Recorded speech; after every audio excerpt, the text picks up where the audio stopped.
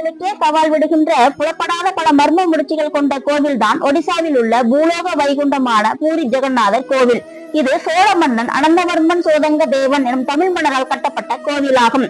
உலகிலேயே வேறு எந்த கோவிலிலும் இல்லாதபடி இக்கோவில் கருவறையில் மரத்தால் ஆன சிலைகள் முகம் மற்றும் கைகள் மட்டுமே காணும் நிலையில் முழுமையடையாத வகையிலேயே உள்ளது. 12 வருடங்களுக்கு ஒரு முறை நவக்கலேபரா என்ற பெயரில் மிக பிரம்மாண்டமான தேர் திருவிழா நடத்தப்படுகின்றது.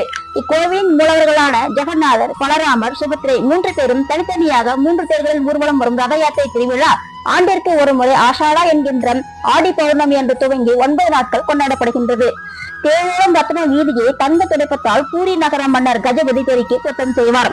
14 சக்கரங்களை உடைய சிவப்பு பச்சை தேரில் பலராமர் முதலிலும், 12 சக்கரங்களை உடைய சிவப்பு கருப்பு நிற தேரில் சுபத்ரா தேவி இடையிலும், 16 சக்கரங்களை உடைய சிவப்பு மஞ்சள் தேரில் பூரி ஜெகநாதர் கடைசியிலும் எழுந்தருளி ஊர்வலம் வருகின்றனர். மேலும் தகவல்கள் அடுத்த வீடியோ.